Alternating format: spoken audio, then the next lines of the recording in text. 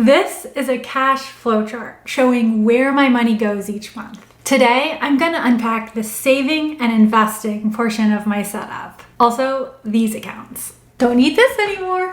For a long time, I vaguely knew that I should be investing, but I didn't understand the purposes of the different investment accounts and how they should be used, so I ended up with the most amount of money. What really helped me make sense of my investing was to think about it in terms of my financial goals and to organize the accounts that I had access to into that framework. Since your goals are going to vary in their timeline and their degree of flexibility, they warrant different strategies.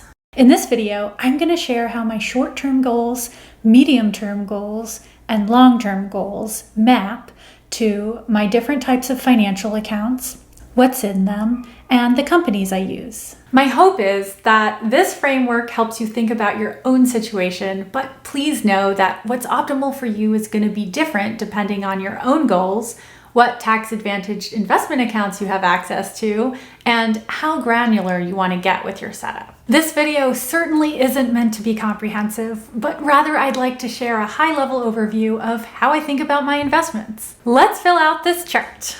Short-term goals I think about as being money I'll need in roughly less than 3 years.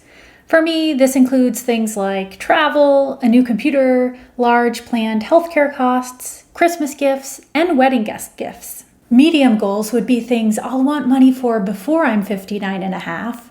I'll explain why later, like a house, caring for aging parents, and potentially replacing all or part of my income for a time.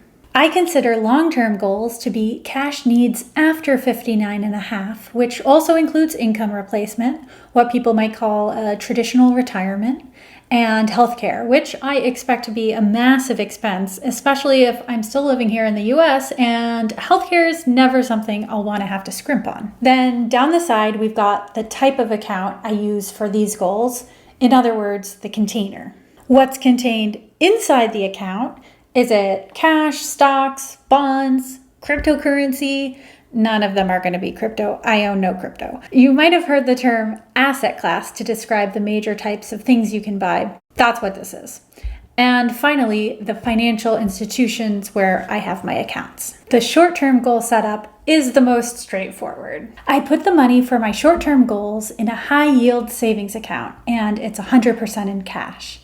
This money is in cash because the dollar amount in my account is not going to decrease even in the short term, and I can withdraw it whenever I need with no consequences. The main risk is not that the number on your bank account will decrease, but that it won't increase fast enough to keep up with inflation. And if that happens, the value, how much you can buy with the same amount of money, will go down.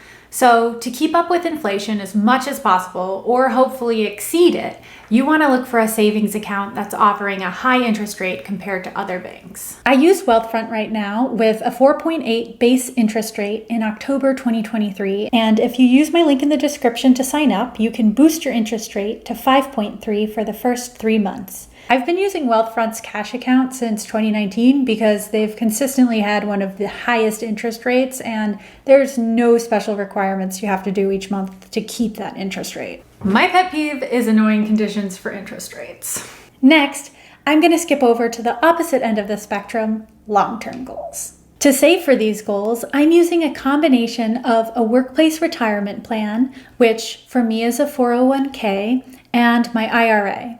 I have a Roth IRA, but you could also have a traditional IRA if you prefer those tax benefits or if you've rolled over an old workplace retirement plan into a traditional IRA. In the past, I also contributed to an HSA for 2 years when I had a high deductible health plan, so I have a little over $7,000 in that account, which I plan to use for long-term goals so I can take full advantage of the HSA's tax benefits. But you could withdraw the money earlier if you submit your medical receipts for reimbursement. What most of these accounts have in common is that they restrict access to your money before you're 59 and a half. That's why my cutoff between medium and long is 59 and a half. The government gives you tax savings to incentivize you to put money there, but along with that comes rules so you use the money as intended, mostly for retirement. If you're under about 50 or so, this money won't be used for a long time, so it should mostly be in stocks, specifically stock index funds that hold little bits of hundreds or thousands of companies. 95% of my money held in my long-term goal accounts overall is in stock index funds.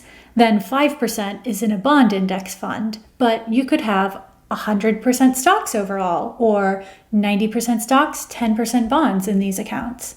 Those types of differences aren't going to make or break you. And there are financial products you can buy that figure out all the percentages for you and cost less than hiring a person to do it. Instead of buying individual index funds, the even easier way is to buy the target date retirement fund for your retirement year in all of your long-term accounts. A target date fund is a bundle of index funds that automatically gets more conservative as you near retirement. This is the one for my year, which has about 90% stocks right now, and you can see the 4 index funds it contains here. So you could just buy them yourself in similar proportions and save a little on fees. You just have to adjust the proportions as you got closer to retirement. As for where my money is, my 401k is still at my workplace's provider.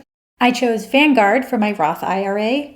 Disclaimer, I have since received a free tote bag from them at FinCon. Ooh, a zipper! And I'm no longer contributing to my HSA. So I moved it from my workplace's provider to Fidelity. Great HSA account, no fees, and no minimum amount required to invest. However you want to cut it, the main point is that the vast majority of your money allocated to long-term goals should be in a stock index fund, so you can take advantage of the huge compound growth that's possible if you have a lot of time before you need to use the money. So how do you save for things that are 10, 20, or even 30 years down the line, but will happen before you're 59 and a half? That's where you can use a regular taxable brokerage account. This is an investment account that doesn't have any restrictions on when you can withdraw the money, but you'll have to pay taxes on what you put in and what you make in the account, in contrast to all of these long-term accounts, which all have various tax savings. When approaching this category, I would first decide if you want to split any of your goals into separate accounts with distinct asset allocations. If you have a concrete timeline for when you need a certain amount of money or very different timelines and are okay with making your plan a little more complex, this might be a good idea because you can optimize for the specifics of each goal. But I don't have clear timelines and I still want to save for midlife, so that's why I grouped my goals into this rough time horizon to simplify my setup. So how do you figure out your percentages? First, you could use a Robo-advisor. These are investment services that ask you questions about your goals and your risk tolerance, and then based on that, they use algorithms to manage and allocate your investments into stocks, bonds, and other assets. Or you can buy your own index funds. This is lower cost, but requires a little more research about things like tax efficiency, rebalancing, and how your percentages of stocks and bonds might need to change over time. To find your allocation quickly, you can take the Robo-advisor questionnaires to get what they think your asset allocation should be, then not finish the sign up. Or you could take something like Vanguard's investor questionnaire that will give you a simple breakdown. And both robo-advisors and buying your own index funds are great solutions for long-term goals too. I ended up with an allocation of 60% in a stock index fund and 40% in a bond index fund. So that's the breakdown in my one taxable brokerage account at Vanguard that covers all of my medium-term goals.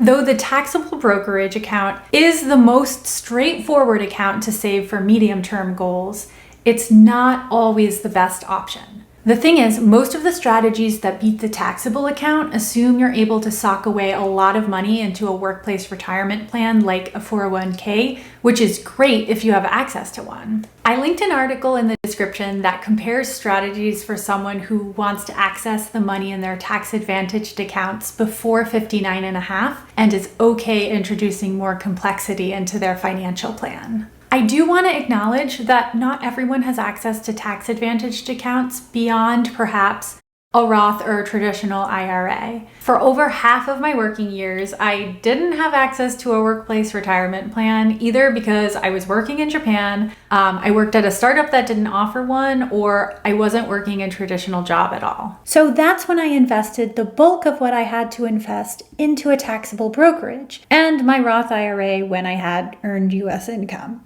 Then, when I had access to a 401k, I maxed that out whenever I could. But with so many goals and account options, where should your money go first? How do you decide if you don't have enough to fund them all, like me right now? In the next video, I'll walk through the order I use to figure out where to send my money so that I get to keep the most at the end of the day. See you then!